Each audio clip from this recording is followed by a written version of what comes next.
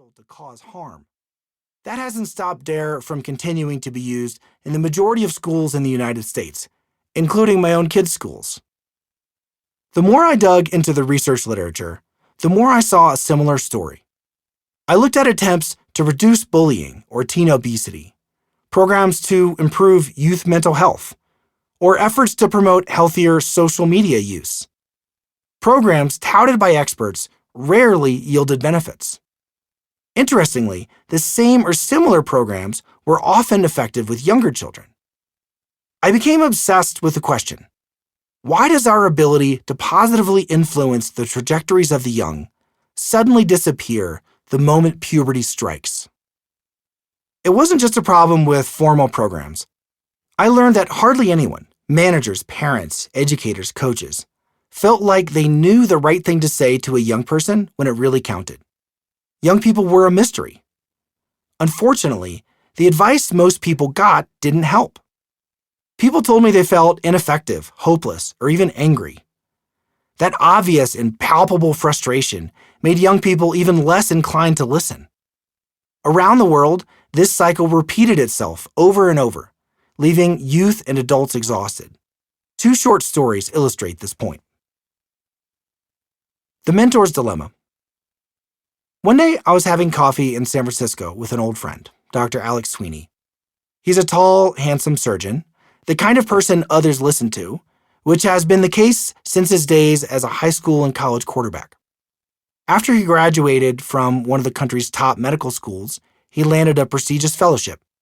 And now, he's a professor at a top medical school, specializing in ear, nose, and throat medicine. Alex spends a lot of his time doing cochlear implants, which restore people's hearing, literally performing biblical-style miracles. He had a problem, though, and he wanted my advice. Alex supervised medical students and residents who were in their early 20s. When they messed up, he told me, he gave them clear and direct feedback, like they needed to do an assessment differently or ask for a second opinion. But the residents didn't seem to fix their mistakes the next time. They kept making the same errors, as though he'd never said anything to them. Alex couldn't figure out why. It's frustrating, he told me. He spent all day helping his patients hear, but he couldn't make his trainees listen. Here's another story. When writing this book, I followed one new manager and his 23-year-old direct report for a year. They worked for a well-known large fashion accessory company. I agreed to mask their identities. In fashion, young people are essential because they know what's trending better than older folks.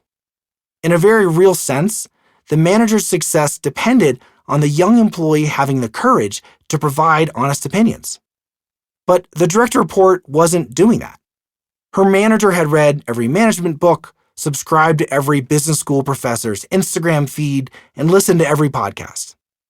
The manager cared about the direct report's career, but all that conventional wisdom wasn't working.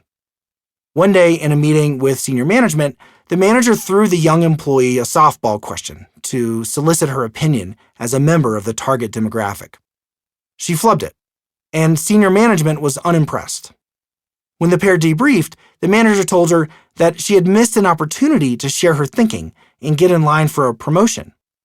And the direct report cried. The manager felt exasperated. As it turns out, the young employee felt unfairly criticized and put on the spot, as though the manager didn't believe in her.